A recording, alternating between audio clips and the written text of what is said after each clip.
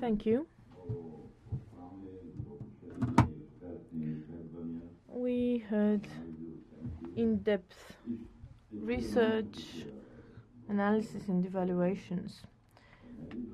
I'm sure we will hear more of this in the coming panels. However, I would like to give you a slightly different perspective. I'll try to be brief. What I'm going to say now is my own personal opinion. The topic of the resolution is so wide that no matter how much time we discuss it and look into it, we can never exhaust it. That is why I'm going to give you my own personal perspective on the problem.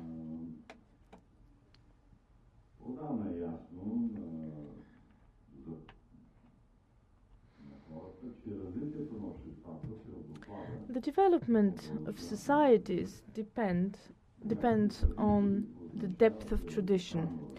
Rich traditions mean very good development. Here I'm speaking of the capacity to withstand to all sorts of dynamics of changes in life, to withstand to the political, social and economic changes that go that happen in every society. Traditions are the room for maneuver for social development that makes it possible to have experimentation when we are speaking of sudden or unknown challenges. Everything happening on this planet affects people, affects every woman, every man, every child and elderly. When talking about normal civilization changes in one society, however, we are speaking of one thing. But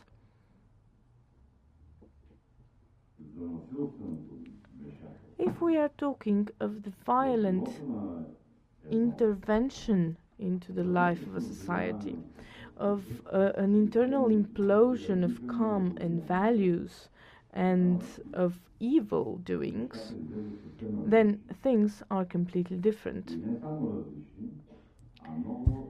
They're not just different, they're terrible and ugly, so much that they can harm the psychological and spiritual balance as well as the health and lives of the most vulnerable groups of the population.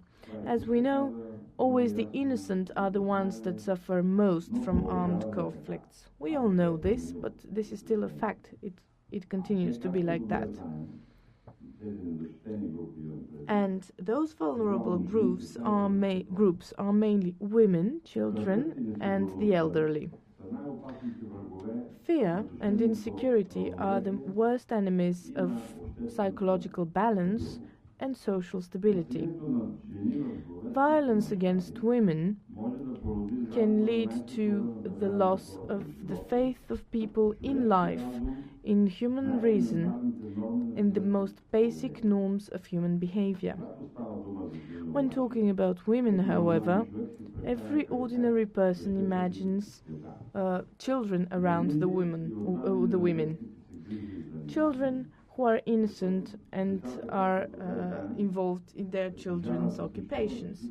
As we all know, children are extremely sensitive both to good and to evil. We all know what led to the Resolution 1325, which is under discussion here. As we remember, just before the resolution was adopted, there was enormous sexual and physical violence against women in various conflict points in the world. Violence against women in all its forms during armed conflicts. It's always a threat to the wholeness of society, of the state, of tradition and values. Women play the role of a measuring tool for social stability and for the development in positive terms. Whenever things in a state go smoothly, nobody worries about the dynamics of processes. Nobody worries about the fast life. And then On the street, we see more and more pregnant women and mothers with little children. And also, a shortage of kindergartens appears. Violence, however, freezes, and this has a terrifying effect on the female and child psyche. As we know, the traditional role of women is to preserve the home spirit. They are the main guardian of values and the tradition in the family, and this is extremely important for the health of society and for the planet itself. That is why the participation of women is very important. The participation in peacekeeping of women is very important. That is why this resolution was supported so much. I don't remember celebrating the 10th anniversary of any other resolution of the UN, by the way. The peacekeeping process is very complex because we're not just speaking of the physical recovery of destroyed buildings and meeting the most basic needs of people, such as the needs for food and shelter, but it also is related to recovering the psychological destruction and the cultural destruction. So we're speaking here of civilization and cultural transfer. It has to reflect the cultural differences and peculiarities of the human environment in which it is adopted. In the next panel, we are going to speak of the participation of women in Afghanistan, the UN, in the international community,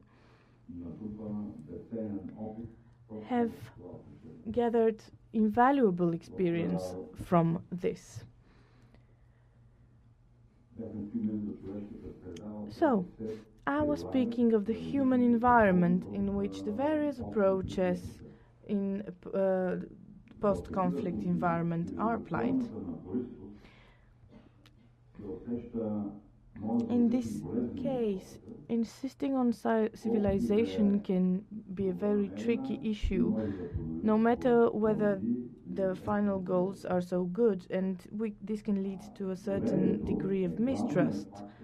But trust is the main factor for recovery, for going back to the norms of tradition and to values, for going back to the norms of life as in general.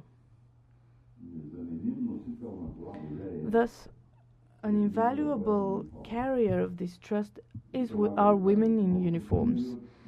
This is proven by various examples of peacekeeping missions of the UN around the world, and particularly in Afghanistan. We are going to hear more about this in the following panel. Thank you for your attention.